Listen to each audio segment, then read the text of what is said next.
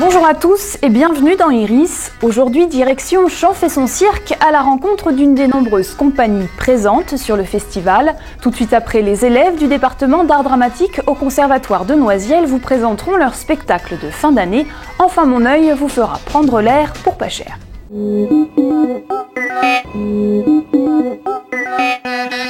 De la salle Jacques Brel au château, en passant par les bords de Marne, c'est un peu partout à Champf que les curieux peuvent aller voir des concerts ou encore des spectacles de contes ou de cirque. C'était le cas mercredi soir, juste après le repas ambiance guinguette et juste avant les Fatales Picards, il y eut le spectacle de la compagnie Chapiteaux d'Afrique, reportage.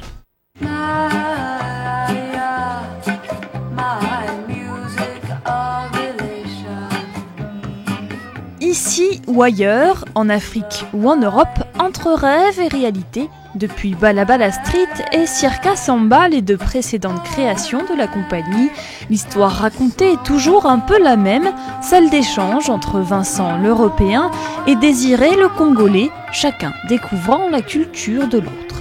Ça fait des tableaux sur ce qu'on a vécu, moi en Europe et lui en Afrique, et ce que j'ai découvert en Europe et ce que lui il a découvert en Afrique.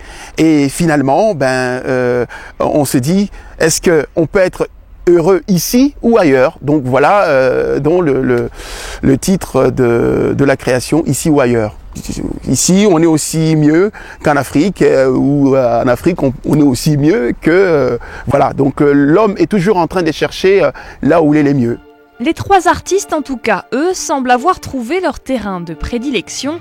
En l'air pour Cathy, les pieds sur terre pour Vincent, et puis un peu entre les deux pour Désiré. Sa spécialité à lui, c'est le roula-boula, un véritable exercice d'équilibriste. Ces numéros, moi, ça fait déjà 10 ans que je le pratique, et ça demande beaucoup d'exercices de souplesse, beaucoup d'exercices de musculation, parce que c'est une force des jambes et beaucoup de concentration aussi, parce que c'est vrai que pour présenter ces genres de numéros, on est au millimètre près au niveau de l'équilibre, et donc il faut vraiment être bien dans sa tête et bien concentré. Alors évidemment, le public retient son souffle. Servi par la musique, l'émotion est peut-être surtout visuelle. Le mélange de techniques de cirque traditionnel et d'expression africaine est un véritable régal pour le regard. Au final, cela donne ce que le créateur de la compagnie appelle son cirque africain.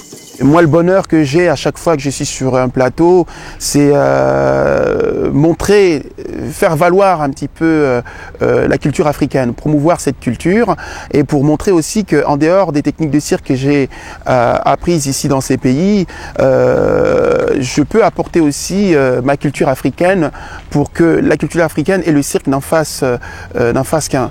Brouiller les pistes, passer d'un monde à l'autre pour mieux revenir et pourquoi pas rester jusqu'à la fin de ce spectacle, en tout cas c'est sûr, pour en profiter jusqu'au bout.